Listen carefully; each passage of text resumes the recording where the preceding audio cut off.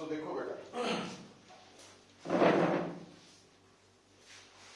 तो कल ਆਪਾਂ ना रिवर बोर्ड प्रॉब्लम वाला डिस्कस किया सी। टॉपिक है ਇਹਦੇ ਚ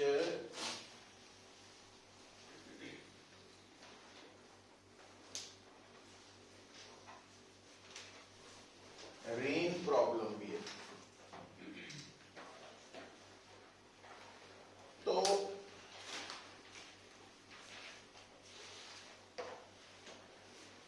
होना की है, देखो चाहे रिवर बोर्ड प्रॉब्लम सी चाहे रेन प्रॉब्लम है, ये जनरली 2D प्रॉब्लम है, 2 डायमेंशनल प्रॉब्लम है। पर ध्यान ही रखीदा वा कि जिस तरह फर्श है ये 2D है, दीवार भी 2 डायमेंशनल है, पर फर्क यह है कि फर्श हॉरिजॉन्टल प्लेन है तो दीवार वर्टिकल प्लेन है। तो जिहड़ी रेन प्रॉब्लम है ना वो वर्टिकल प्लेन च हुंदी है, जबकि जिहड़ी रिवर बोर्ड प्रॉब्लम सी वो हॉरिजॉन्टल प्लेन च सी। ठीक है, हुण जिहड़ा हॉरिजॉन्टल प्लेन है ਇਹਦੇ ਵਿੱਚ ਜਿਹੜੀਆਂ 4 ਮੇਜਰ ਡਾਇਰੈਕਸ਼ਨਸ ਹੈ, ਨਾਰਥ ਸਾਊਥ ਈਸਟ ਤੇ ਵੈਸਟ ਹੈ। ਪਰ ਜਿਹੜਾ ਵਰਟੀਕਲ ਪਲੇਨ ਹੈ ਉਹਦੇ 'ਚ 2 ਹੋਣੀਆਂ ਨਾਰਥ ਸਾਊਥ ਤੇ 2 ਹੋਣੀਆਂ ਅਪ ਡਾਊਨ, ਜਾਂ ਈਸਟ ਵੈਸਟ ਤੇ ਅਪ ਡਾਊਨ। ਸਮਝ ਆਈ ਗੱਲ? तो ਹੁਣ ਰੇਨ ਪ੍ਰੋਬਲਮ 'ਚ ਜਿਹੜੀਆਂ 2 ਡਾਇਰੈਕਸ਼ਨਸ ਹੈ ਅਪ ਡਾਊਨ ਉਹ ਤਾਂ ਹੋਣੀ ਹੈ, नाल उहदे नॉर्थ साउथ भी हो सकती है, नाल उहदे ईस्ट वेस्ट हो सकती है। पता लग गया इतनी गल? अच्छा, बाकी गल की है, देखो कि जदों भी रेन प्रॉब्लम आए उहदे च 3 वेलोसिटीज फिर आ जानी है। पहली velocity of rain with respect to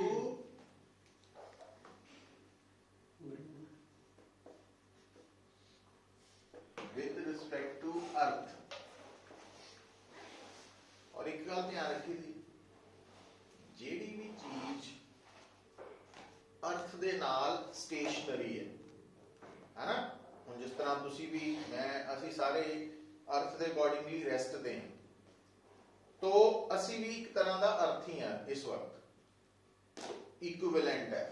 इस करके velocity of rain with respect to earth या velocity of rain with respect to stationary observer एक को चीज है। तो जेड़ा आदमी सड़क ते खड़ा हुआ, जमीन ते खड़ा हुआ तो बारिश नूं ऑब्जर्व कर रहा, वो स्टेशनरी ऑब्जर्वर है। तो दूसरी है velocity of rain with respect to moving observer,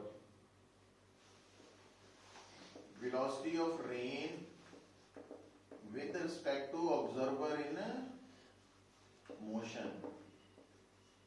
मतलब बारिश च तुसी तुर रहे हैं, साइकिलिंग कर रहे हैं, तो वो वाला ऑब्जर्वर।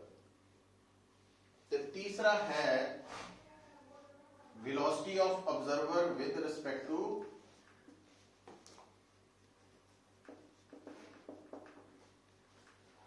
अर्थ,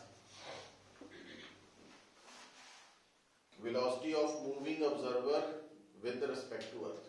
तो ये 3 velocities इन्वॉल्व है, और क्योंकि ये सब वेक्टर्स है तो इन्हां दा आपस की रिलेशन है,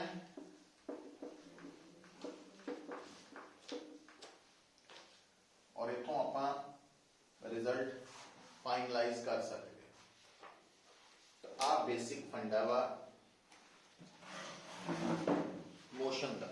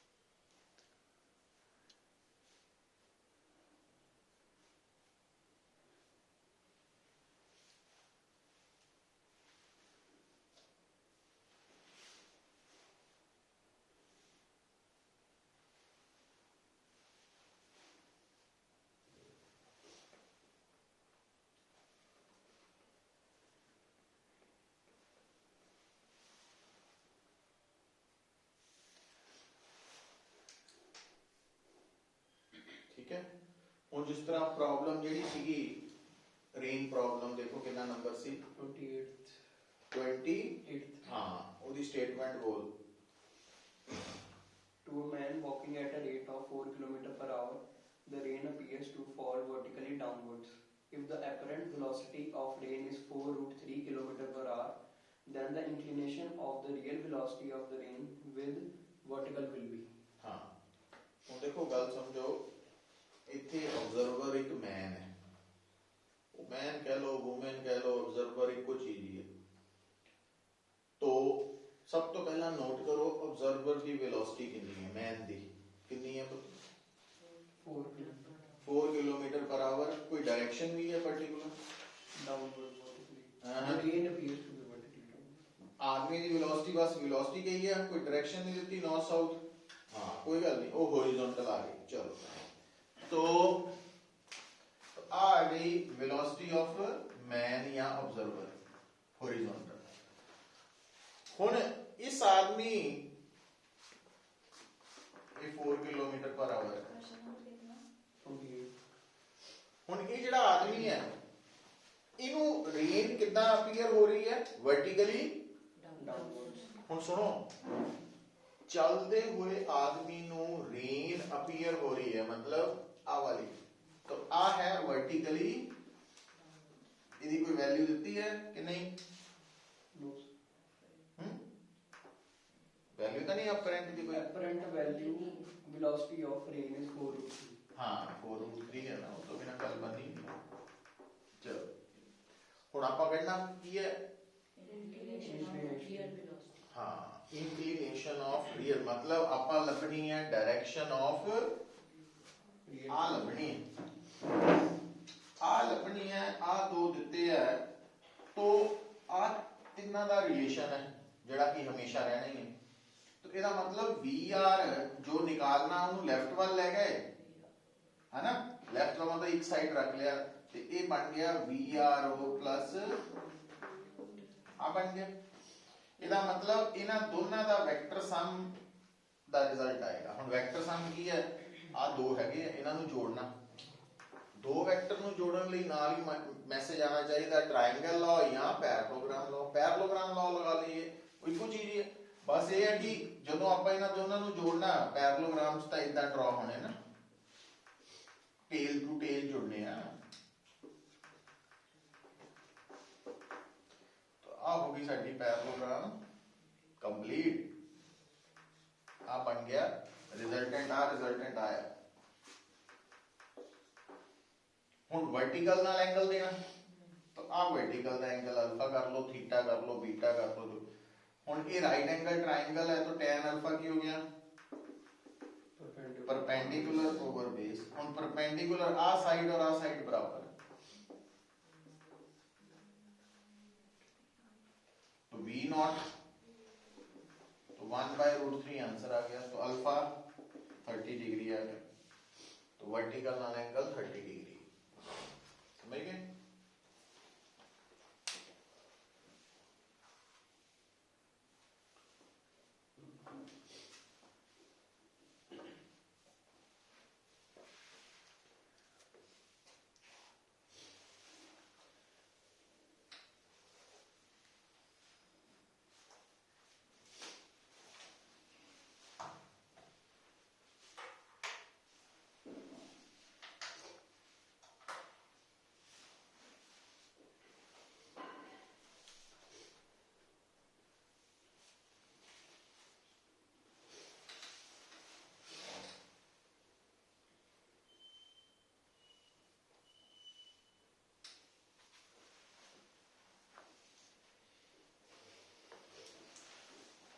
आ देखो चलो एक और ऐसा ही question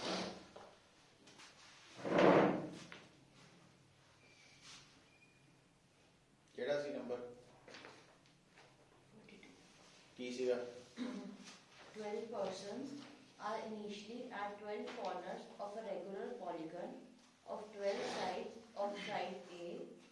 Each person now moves with a uniform speed v in such a manner that one is always directed towards 2, 2 towards 3, 3 towards 4 and so on.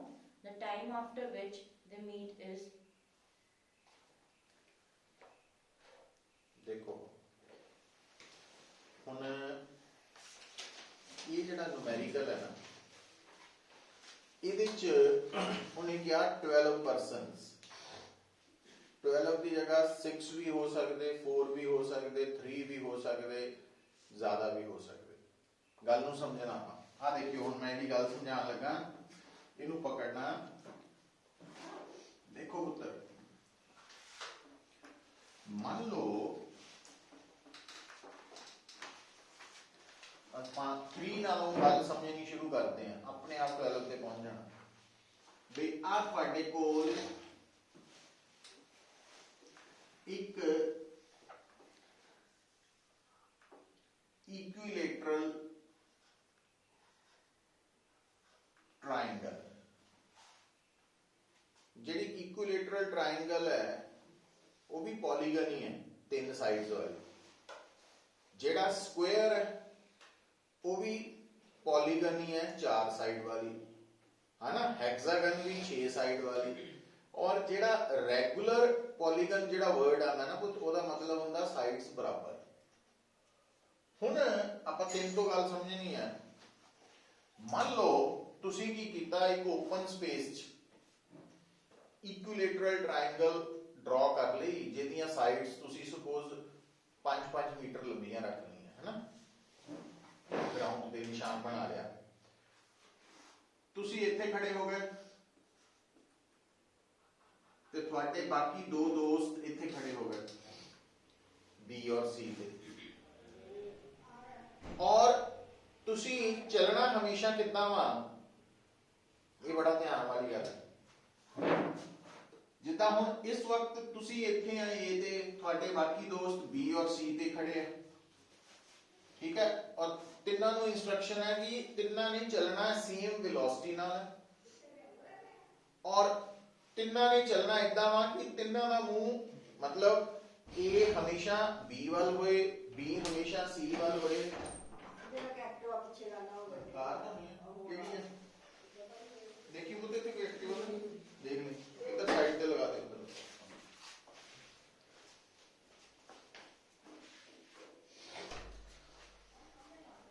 तो हुन देखो इंटरेस्टिंग गल हुन ए पोजीशन दे सामने बी इत्थे है ना इस वक्त तां हुन आपां इत्थे चलांगे आपां इत्थे B ਦੇ ਸਾਹਮਣੇ C ਇੱਧਰ ਆ ਤਾਂ ਇਹ ਇਦਾਂ ਚੱਲੇਗਾ C ਦੇ ਸਾਹਮਣੇ ਇਹ ਇਦਾਂ ਆ ਤਾਂ ਇਦਾਂ ਚੱਲੇਗਾ ਇਹ ਹੈਗੀ ਆ ਕੁਝ ਸੈਕਿੰਡ ਪਹਿਲਾਂ ਦੀ ਗੱਲ ਪਰ ਹੁਣ ਜਦੋਂ ਇਹ ਇੱਥੇ ਪਹੁੰਚ ਗਿਆ ਪੁੱਤ ਸਪੋਜ਼ ਇਹ ਬਹੁਤ ਛੋਟਾ ਵਾ B ਇੱਥੇ ਪਹੁੰਚ ਗਿਆ ਔਰ C ਇੱਥੇ ਪਹੁੰਚ ਗਿਆ ਤਾਂ ਹੁਣ A ਨੇ इधर ਨੂੰ ਚੱਲਣਾ ਇਹਨੇ ਇੱਧਰ ਨੂੰ ਚੱਲਣਾ ਇਹਨੇ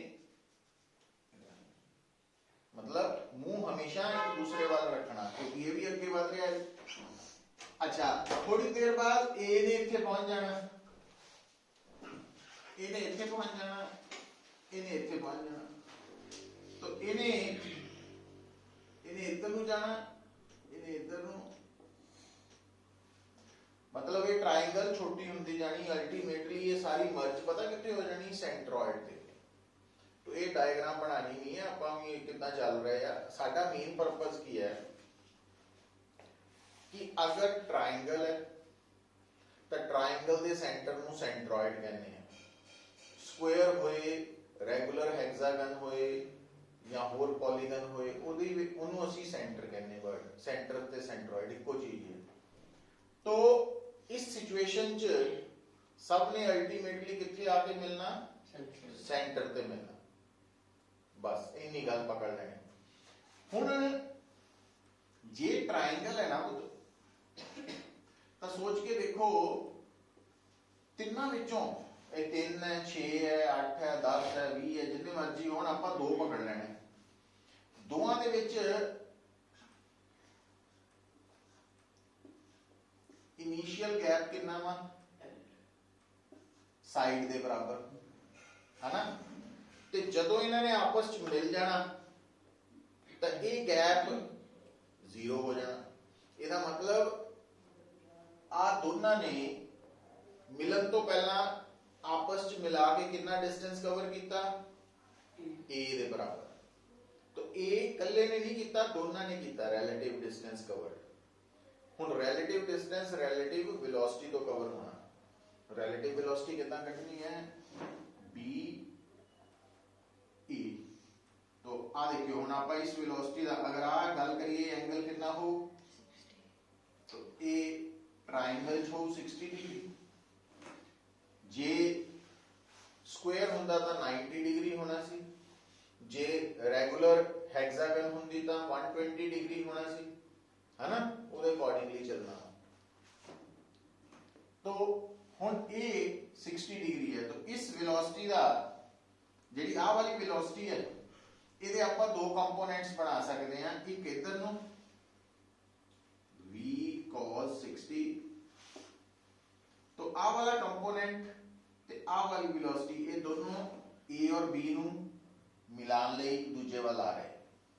तो ਇਹਦਾ ਮਤਲਬ ਰਿਲੇਟਿਵ वेलोसिटी ਕੀ ਬਣੀ ਇੱਥੇ, ਜਿਹਨੇ ਕਰਕੇ ਮਿਲਣੇ ਆ v plus v cos 60, क्योंकि आपस ਚ मिल रहे हैं ना ऑपोजिट डायरेक्शन च। तो रिलेटिव वेलोसिटी ਹੁੰਦੀ है va vector minus v vector, vector subtraction, और दोनों वेक्टर्स ऑपोजिट डायरेक्शन वाले हैं तो ऐड हो जाने हैं क्योंकि एंगल 180 डिग्री है।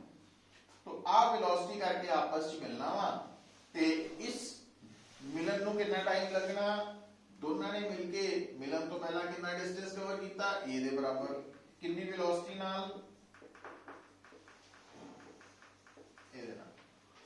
तो ये आंसर आ गया जे तीन साइड्स होंदियां। जे चार होंदियां फिर यही answer v plus v cos 90 हो जाना। जे 6 साइड होंदियां cos 120 डिग्री है ना, कि नहीं। ते हुण कितनियां साइड्स हैं, 12। ते हुण की होना फिर,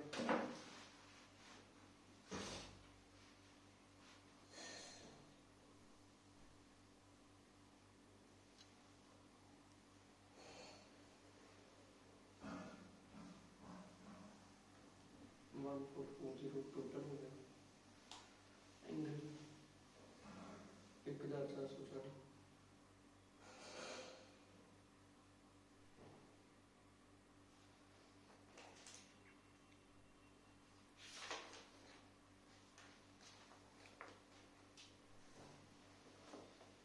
ਜਿਹੜਾ ਐਕਸਟੀਰੀਅਰ ਐਂਗਲ ਹੁੰਦਾ ਨਾ ਉਹਨਾਂ ਸਾਰਿਆਂ ਦਾ ਸਮ ਕੀ ਰਹਿਣਾ ਵਾ,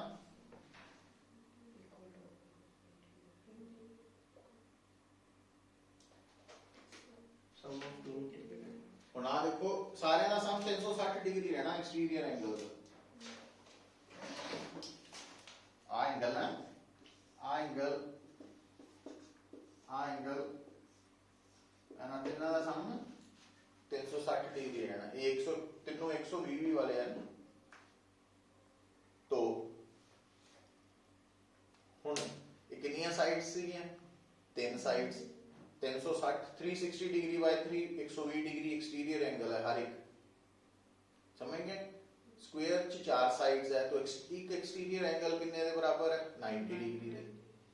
ते हेक्सागन च 6 साइड्स है, एक्सटीरियर एंगल 60 दे, तो अंदरला कितना रह गया पूरा एंगल 180 होना सी ना, उस एक्सटीरियर माइनस कर लो अंदरला एंगल आ गया। तो ਇਹਦੇ ਚ ਕਿੰਨੇ ਹੋ ਗਏ ਫਿਰ 12 ਵਾਲੇ ਚ एक्सटीरियर एंगल 30 डिग्री ਦਾ, तो अंदरला कितना रह गया 150 डिग्री। तो cos 150 डिग्री ਦਾ आंसर आएगा। समझ गए गल। तो जिन्नियां साइड्स आ जाण ਉਹਦੇ ਹਿਸਾਬ ਨਾਲ सोच लो।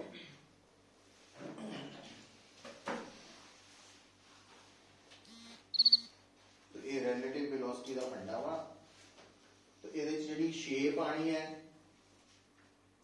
ਉਹ ਪਾਰਟਿਕੂਲਰ ਸ਼ੇਪ ਨਹੀਂ ਨਾਮ ਦੇ ਸਕਦੇ, ਬਟ ਇਹ ਹੈ ਵੀ ਸਾਈਜ਼ ਘਟੀ ਜਾਣਾ ਟ੍ਰਾਇੰਗਲ ਦਾ।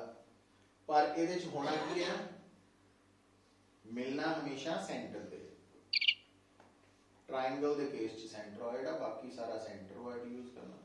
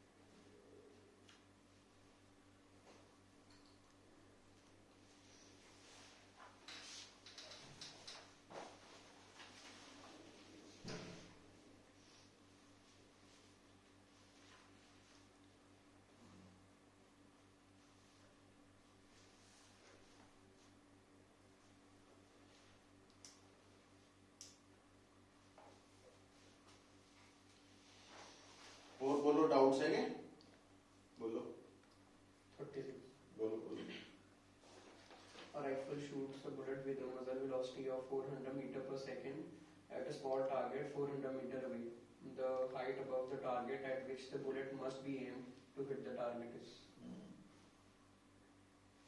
तो क्योंकि ना फायर करन तो बाद बुलेट ने अपने निशाने तो कितना नीचे आना, हाफ जीटी स्क्वायर, ठीक है। और टी की वैल्यू ਆਪਾਂ कितनी ले लेनी है, x बाय u। तो ਇਹਦਾ मतलब ਤੁਹਾਡਾ फार्मूला की बन जाना y is equal to half g x square by u square. ये फार्मूला है, इतना टारगेट तो नीचे आना। इट मींस इतना ऊपर रख के निशाना लगाओगे तो पूरा लगेगा, अदरवाइज नहीं लगेगा।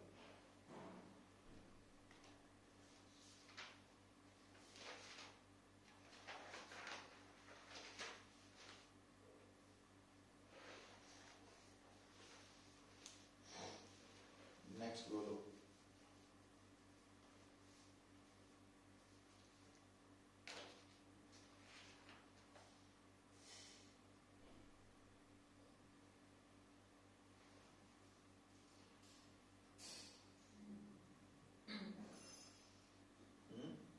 Sir, AK 43 है. A projectile is thrown with velocity u, making an angle theta with the horizontal. What is the radius of curvature of the path at the highest point? ਇਹਨੂੰ ਹਾਲੇ ਛੱਡ ਦਿਓ, ਹੁਣ ਰੇਡੀਅਸ ਆਫ ਕਰਵੇਚਰ ਬਾਰੇ ਗੱਲ ਕਰਨੀ ਆਪਾਂ ਇੱਥੇ, ਉਹ ਮੈਂ ਦੱਸੂਗਾ, ਇਹ ਥੋੜਾ ਅਲੱਗ ਹੈ ਤੁਹਾਡੇ ਲਈ।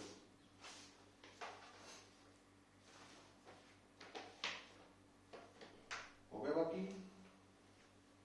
चलो देखो फिर next topic, circular and rotational motion.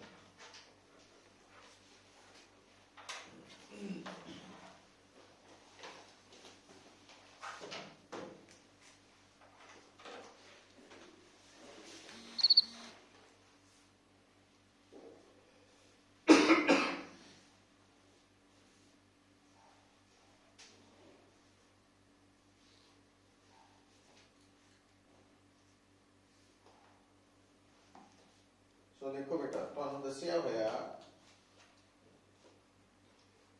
ਕੋਈ ਵੀ ਕਨਸੈਪਟ ਜਿਹੜਾ ਵਾ ਉਹਦੀ ਨਾਲ ਰਿਲੇਟਡ ਪ੍ਰੋਬਲਮਸ ਨੂੰ ਸੋਲਵ ਕਰਨ ਦੇ ਲਈ ਪਹਿਲਾਂ ਤਾਂ ਉਸ ਕਨਸੈਪਟ ਨਾਲ ਜੁੜੀਆਂ ਕੁਝ ਬੇਸਿਕ ਟਰਮਸ ਦੇ ਨਾਲ ਫੈਮਿਲੀਅਰ ਹੋਣਾ ਜ਼ਰੂਰੀ ਹੈ। ਹੁਣ ਐਕਚੁਅਲੀ ਸਰਕੂਲਰ ਮੋਸ਼ਨ ਜਿਹੜੀ ਟਰਮ ਹੈ ਉਹ ਆਪਾਂ ਕਿਹਦੇ ਲਈ ਯੂਜ਼ ਕਰਦੇ ਹਾਂ, ਜਦੋਂ ਕੋਈ ਪਾਰਟੀਕਲ ਸਰਕੂਲਰ ਪਾਥ ਫਾਲੋ ਕਰੇ ਤਾਂ ਅਸੀਂ ਕਹਿੰਦੇ ਆ ਵੀ ਇਹ ਸਰਕੂਲਰ ਮੋਸ਼ਨ ਪੋਜ਼ੈਸ ਕਰ ਰਿਹਾ।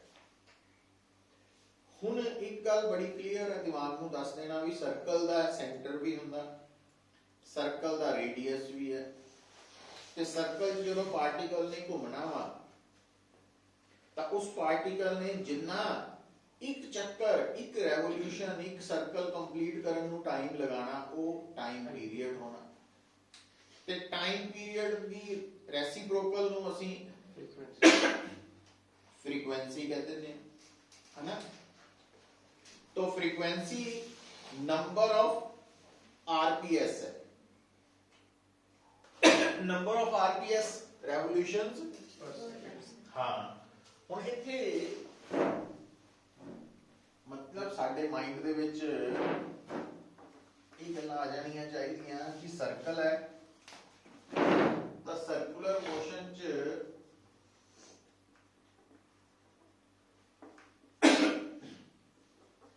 सेंटर ऑफ सर्कल भी आएगा,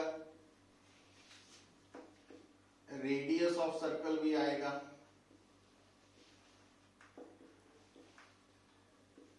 टाइम पीरियड भी आएगा, time taken to complete one revolution, frequency भी आएगी, फ्रीक्वेंसी 1 बाय टाइम पीरियड तो भी निकल आनी है, फ्रीक्वेंसी नंबर ऑफ आरपीएस तो भी निकल आनी है, फ्रीक्वेंसी नंबर ऑफ आरपीएम नु 60 नाल डिवाइड करके भी आ जानी है, और एसआई यूनिट फ्रीक्वेंसी दा पर सेकंड या हर्ट्ज है ना, साइकिल्स पर सेकंड भी कह सकते। हुण बेटा जिहड़ी साडे सामने टर्म आने लगी है वो है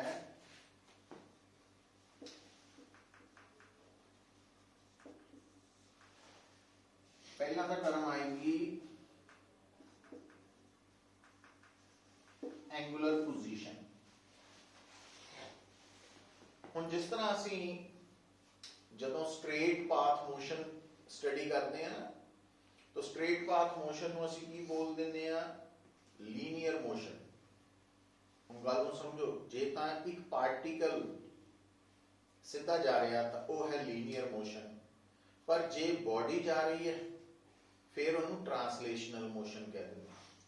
इसी तरह नाल जे एक बॉडी सर्कल घूम रही है तो रोटेशनल मोशन, जे पार्टिकल सर्कल घूम रहा था सर्कुलर मोशन, इको चीज है ना। तो सर्कल जिहड़ा वर्ड है या सॉरी सर्कुलर मोशन जिहड़ा वर्ड है या लीनियर मोशन वर्ड है वो पार्टिकल दे मोशन नाल जुड़ी हुई है, सिंगल पॉइंट नाल। हुण एंगुलर पोजीशन की है। हुण अगर मैं तुहाडे सामने डायग्राम बना के दसा कि अगर आ मैं बना लिया एक सर्कल, आ है सर्कल दा सेंटर, आ है सर्कल दा रेडियस, ते इस सर्कल च एक पार्टिकल घूम रहा, ठीक है। हुण पोजीशन एक हुंदी है सिंगल टर्म पोजीशन, दूजी हुंदी है एंगुलर पोजीशन। तो पोजीशन दसन लई सानू चाहिदा हुंदा रेफरेंस पॉइंट, ते एंगुलर पोजीशन दसन दे लई असी अज्यूम करदे हां लाइन। लाइन हुण जिद्दां मान लो इस सर्कल दे विच इहदी ज़्यादा लोड़ नहीं पैंदी, भी जिद्दां सर्कल है, सर्कल दे विच पुत्र आ लाल रंग दी लाइन लगी है, तो इहदा मतलब है कि इहनूं आपां रेफरेंस लाइन मान लिया। रेफरेंस लाइन मीन्स अगर 0 टाइम ते पार्टिकल इत्थे है तो असीं कहना भी इहदी एंगुलर पोजीशन 0 है। पर जे मान लो 0 टाइम ते पार्टिकल रेफरेंस, आ वाली लाइन रेफरेंस लाइन है, ते पार्टिकल 0 टाइम ते इत्थे है, तो सेंटर और पार्टिकल दी पोजीशन नूं जोड़न वाली लाइन रेफरेंस लाइन नाल जिन्ना एंगल बना रही है उन्होंने असी कहना पार्टिकल दी इनिशियल एंगुलर पोजीशन, है ना। तो जे मान लो थोड़ी देर बाद पार्टिकल इत्थे पहुंच गया टी टाइम ते, तो ओदी एंगुलर पोजीशन कितनी हो गई हुण, थीटा, थीटा हो गई। तो फाइनल एंगुलर पोजीशन या इनिशियल एंगुलर पोजीशन कितना लंबी जाती है सर्कल च घूमते हुए पार्टिकल की गिवन टाइम ते जिहड़ी पोजीशन है उसनों सेंटर नाल जोड़ के जिहड़ी लाइन आती है वो लाइन और रेफरेंस लाइन आपस में जितना एंगल बनाते हैं वो एंगुलर पोजीशन है और अगर वो शुरू वाले टाइम दी है तो इनिशियल है जे आफ्टर टाइम टी है तो फाइनल कह देंगे तो एंगुलर पोजीशन हुन एंगुलर डिस्प्लेसमेंट की होगी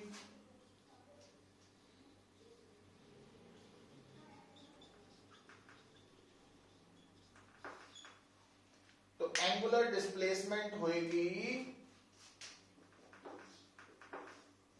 दोनों का final angular position minus initial तो ये एंगुलर डिस्प्लेसमेंट आ जाएगी तो इनू आपां डी थीटा भी लिख सकते हैं जी वेरी स्मॉल है या इनू असी डेल्टा थीटा भी लिख सकते हैं या आपां इनू थीटा डैश भी कह सकते हैं सिंबल्स है वो जस्ट हुण आम तौर ते हुंदा की है वो कि जिहड़ी इनिशियल एंगुलर पोजीशन है वो जीरो बनी जाती है इस करके एंगुलर डिस्प्लेसमेंट ते फाइनल एंगुलर पोजीशन दोनों सेम ही होंगे तो इस करके कोई ज्यादा लंबा चौड़ा फर्क सानू नहीं पैंदा है ना दिमाग 'च गल तो चाहे एंगुलर पोजीशन है चाहे एंगुलर डिस्प्लेसमेंट है हैगा तो एंगल ही है ना मैथ्स से पढ़िए तो एंगल है तो उस एंगल का एसआई यूनिट की है रेडियन डिग्री नहीं तो एंगुलर पोजीशन एंगुलर डिस्प्लेसमेंट का एसआई यूनिट की है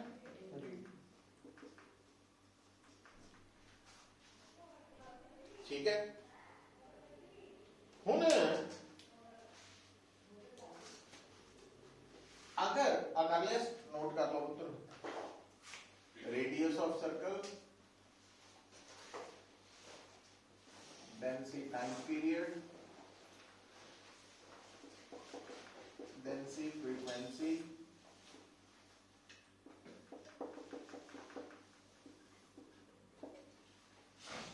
हिंट नोट कर लो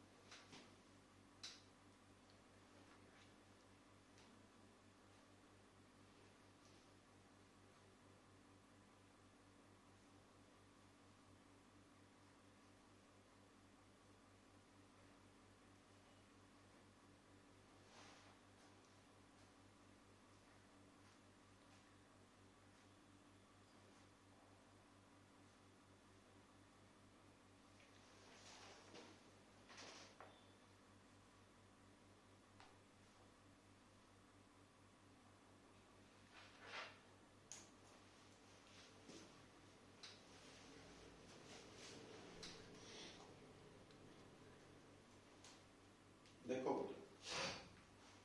तो एंगुलर डिस्प्लेसमेंट दा एसआई यूनिट तो लिख लिया हुन लिखो angular displacement may be scalar or vector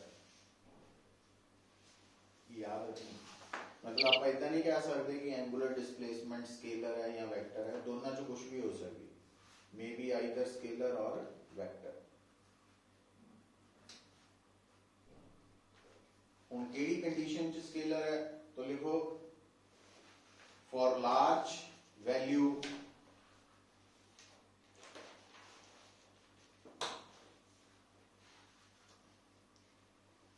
large value का मतलब ब्रैकेट च लिख लो greater than 15 degree,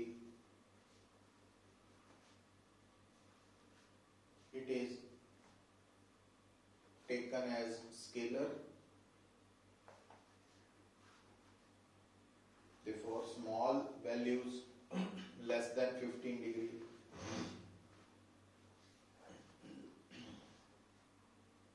it is vector.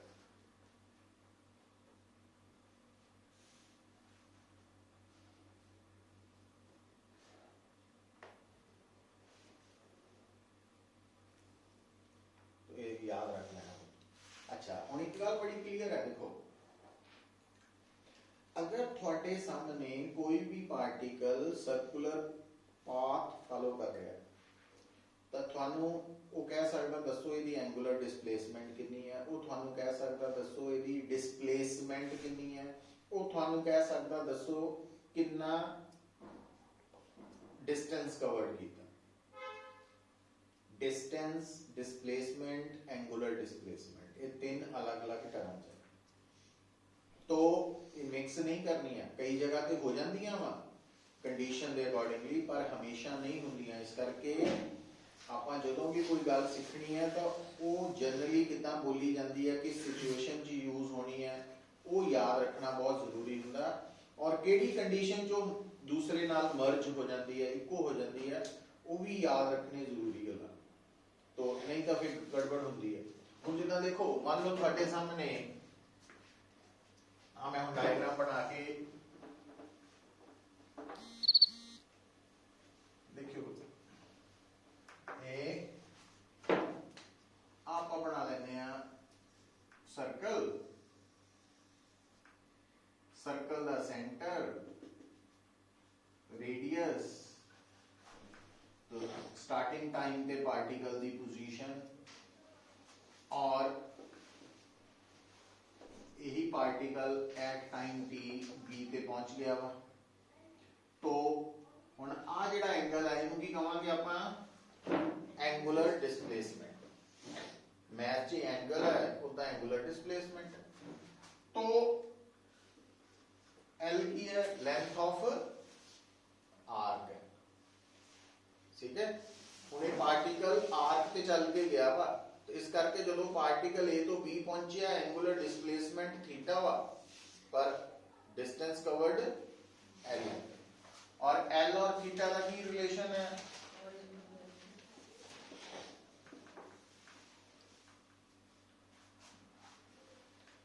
ना, angle is equal to length of arc over radius. हुण ख्याल ये रखीदा हुंदा, बार बार दस रहे हैं, जिथे जिथे भी किसी फार्मूला च कला एंगल यूज हो रहा बिना साइन कॉस टैन दे, वो angle must be in radian लेना, ये ध्यान रखना। तो आ रेडियन च होना चाहिए, और एल और आर दा सिस्टम सेम हुंदा। जे एल सेंटीमीटर च तो आर भी सेंटीमीटर च आजू, जे एल मीटर च तो आर भी मीटर च आजू, जे एल किलोमीटर च तो आर भी किलोमीटर च आजू। ये बेसिक गल्लां। अच्छा हुण डिस्प्लेसमेंट बारे भी समझ लो।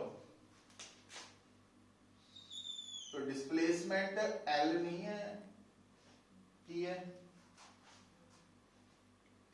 लाल रंग की शॉर्टेस्ट डिस्टेंस, ये डिस्प्लेसमेंट है,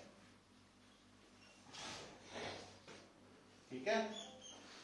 और आ जी लाल रंग की लाइन है, इसका मैग्नीट्यूड डेल्टा आर वेक्टर है। मैं कित्थों आऊगा, किधर आऊ, और एक्चुअली आ है इनिशियल पोजीशन वेक्टर, आ है फाइनल पोजीशन वेक्टर। तो डिस्प्लेसमेंट आंदी है final minus initial position vector. पर क्योंकि चाहे इनिशियल पोजीशन वेक्टर है चाहे फाइनल है, मैग्नीट्यूड दोनों का सेम है, आर आई ते आर एफ रेडियस के बराबर है सर्कल के मैग्नीट्यूड च। इस करके ये जिहड़ी वैक्टर सबट्रैक्शन है ना, ये दो इक्वल वैक्टर्स की हो गई, पर इक्वल वैक्टर्स नहीं हैविंग इक्वल मैग्नीट्यूड्स, डायरेक्शन च फर्क है। तो इस करके इत्थे जिहड़ा डेल्टा आर वैक्टर आना वो की आना 2r sin, तुहानूं याद होएगा जदों कोई वैक्टर दे विच आरी चेंज दा कारण ओदा चेंज इन डायरेक्शन होए तां ओ 2a sin θ/2 हुंदा ना, तो इत्थे a दी जगह r आ गया बस। सो ये याद रखना।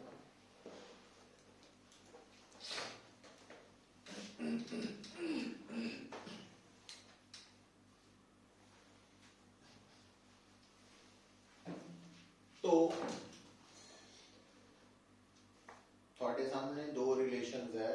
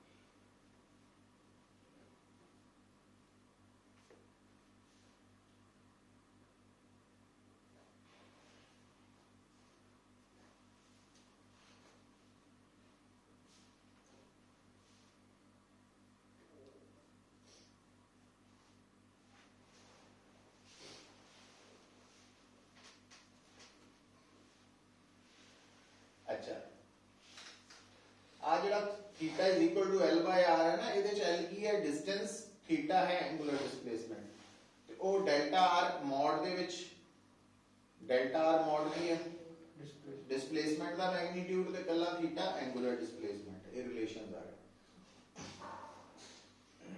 अच्छा, एक होर गल सुनो तो, ये तुहानू शुरू च भी दसिया, याद भी रखना, जदों कोई भी बॉडी कोई भी पार्टिकल मूव करता है ना, तो रस्ते दे ऊपर ओदी वेलोसिटी दसन दे लई असी टेंजेंट ड्रॉ करते हैं।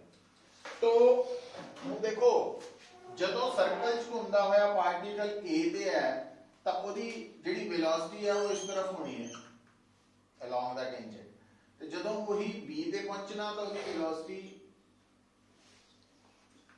बदल जानी है ना, क्योंकि वेलोसिटी वेक्टर है ना, तो वेक्टर की जो डायरेक्शन भी बदल गई तां भी बदल जाता।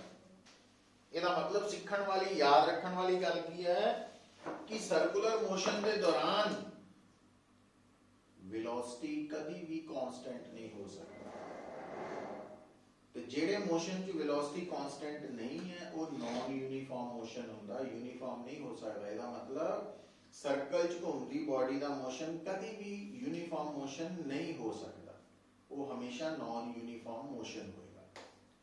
याद रखनी है टर्म्स। दूसरी गल,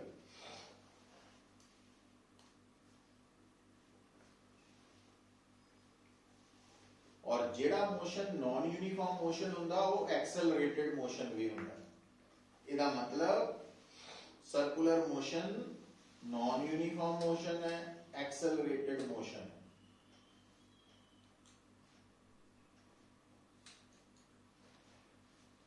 और जेड़ा मोशन एक्सेलरेटेड होंदा, इसका मतलब उत्थे नेट फोर्स नॉन जीरो होंदी, जीरो नहीं होंदी कभी, क्योंकि जिथे नेट फोर्स जीरो है वो यूनिफॉर्म मोशन होंदा। इट मीन्स सर्कुलर मोशन च नेट फोर्स लगनी है, बिना नेट फोर्स दे सर्कुलर मोशन नहीं होना।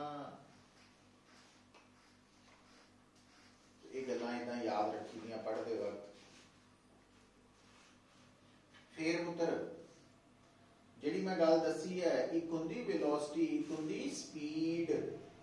स्पीड दा डायरेक्शन ऑफ मोशन नाल कोई कंसर्न नहीं है, किधर नूं जा रही बॉडी, तो सर्कुलर मोशन च वेलोसिटी किसी भी हालत च कांस्टेंट नहीं हो सकती, पर स्पीड हो सकती।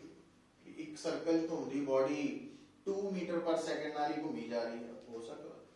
तो स्पीड कांस्टेंट हो सकती है ते नहीं भी हो सकती स्पीड, पर वेलोसिटी तो हमेशा वेरिएबल रहनी सर्कुलर मोशन च। तो अगर बॉडी या पार्टिकल सर्कुलर मोशन च कांस्टेंट स्पीड नाल घूम रहा, तो असी कहना भी ये यूनिफॉर्म सर्कुलर मोशन है।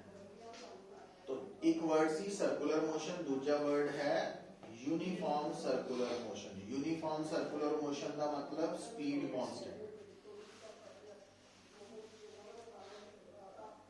ते जे स्पीड कांस्टेंट ना होए तो नॉन यूनिफॉर्म सर्कुलर मोशन।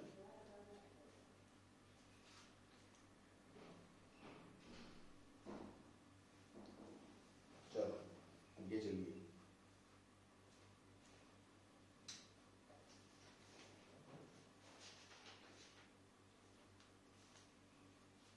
देखो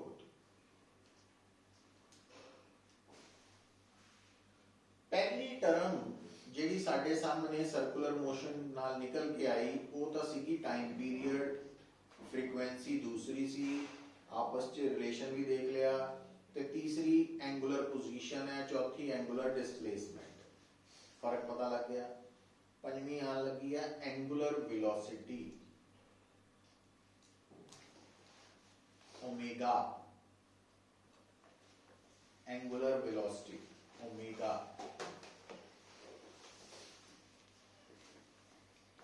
तो एंगुलर वेलोसिटी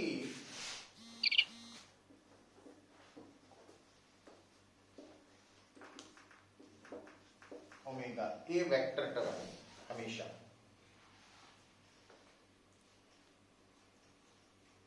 ये वेक्टर टर्म है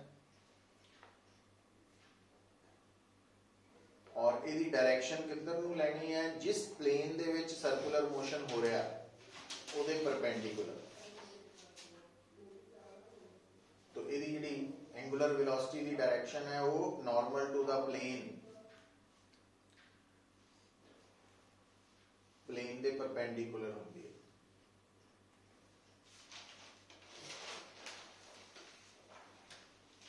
अच्छा, ਜਿਹੜੀ एंगुलर वेलोसिटी है इनू ਕੱਢਣ ਦਾ फार्मूला है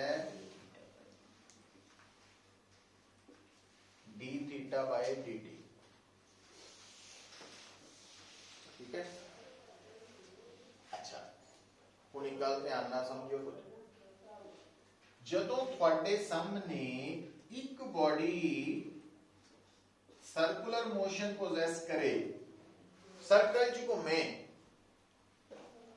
ਤਾਂ ਉਹਦੀ ਇੱਕ ਤਾਂ ਹੈ ਲੀਨੀਅਰ ਵੈਲੋਸਿਟੀ ਜਾਂ ਸਪੀਡ v, ਦੂਜੀ ਉਹਦੀ ਹੈ ਐਂਗੂਲਰ ਵੈਲੋਸਿਟੀ ओमेगा। ਤਾਂ ओमेगा और v ਦਾ ਕੀ ਰਿਲੇਸ਼ਨ ਹੈ, ਬੜੀ ਜਗ੍ਹਾ ਤੇ ਕੰਮ ਆਣਾ, v = omega r।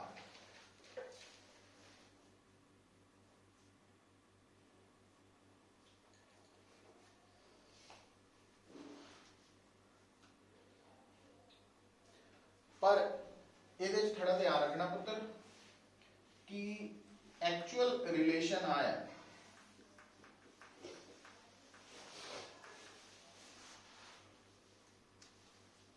Cross product,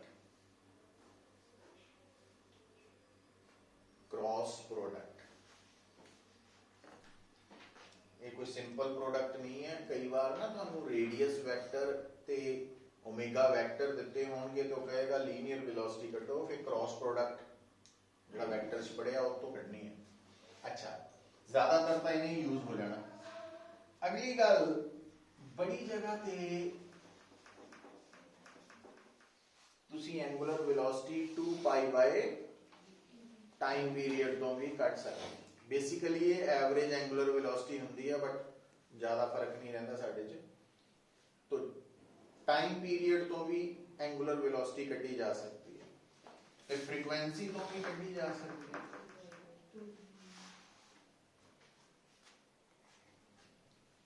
अच्छा, हुण एक गल दा ख्याल पता की रखी दा, देखो ਹੁਣ ਜਿੱਦਾਂ ਮੰਨ ਲਓ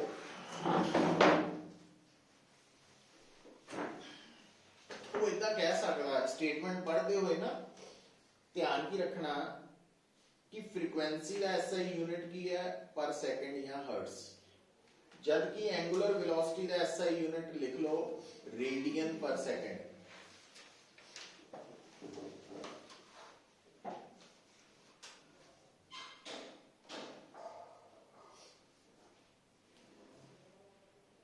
रेडियन पर सेकंड, ठीक है।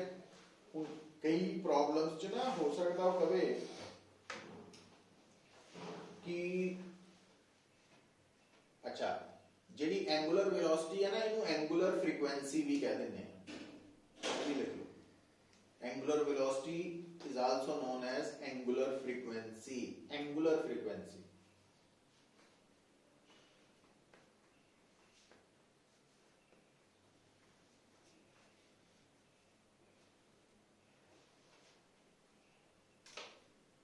ਹੁਣ ਇੱਕ ਗੱਲ ਹੋਰ ਸੁਣੋ, ਕਈ ਵਾਰ ਨਾ स्टेटमेंट जो ने लिखा वा आप पढ़ते हैं तो वो पढ़न च पता लगा कि इन्हें लिखा फ्रीक्वेंसी इज 60 रेडियन पर सेकंड, लिखन उन्होंने फ्रीक्वेंसी लिखता, गलती ना लिखता या जान के लिखा, पर 60 रेडियन पर सेकंड है तो इसका मतलब ये फ्रीक्वेंसी नहीं ओमेगा वा।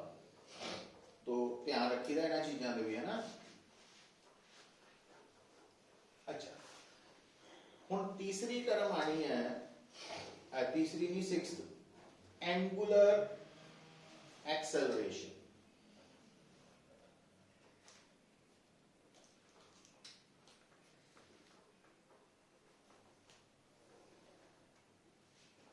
एंगुलर एक्सेलरेशन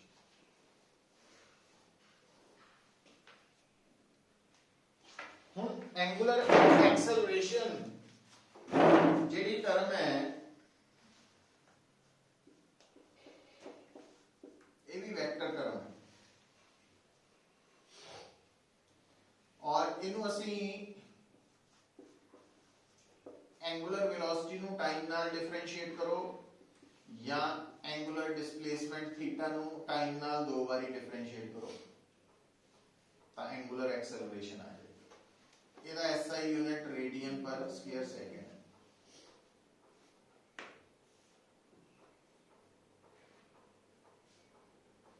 और एंगुलर एक्सेलरेशन का संबंध एक्सेलरेशन नाल,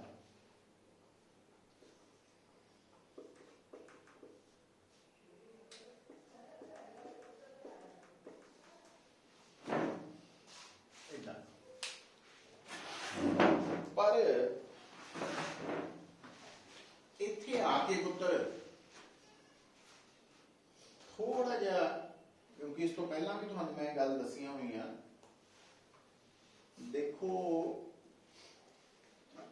एक्सेलरेशन का मतलब हुंदा change in velocity per unit time, समझ गए। पर वेलोसिटी दे दो पार्ट्स हुंदे हैं, एक डायरेक्शन दूसरा मैग्नीट्यूड। मैग्नीट्यूड ऑफ वेलोसिटी नू स्पीड कहते हैं।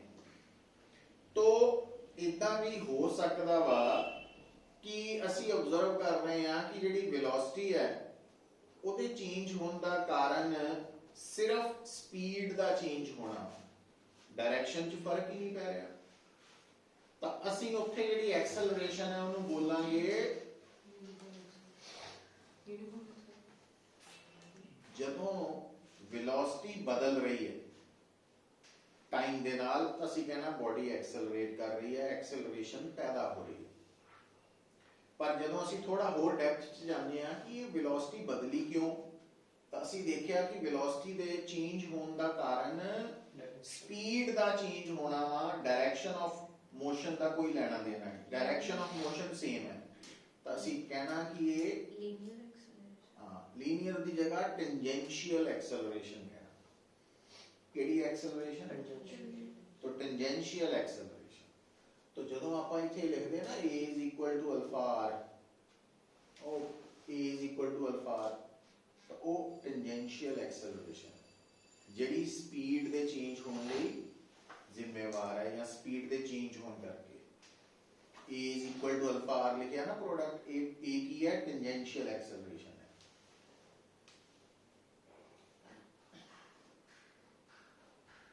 ठीक है तो हुण अज इत्थे रुक जाने हैं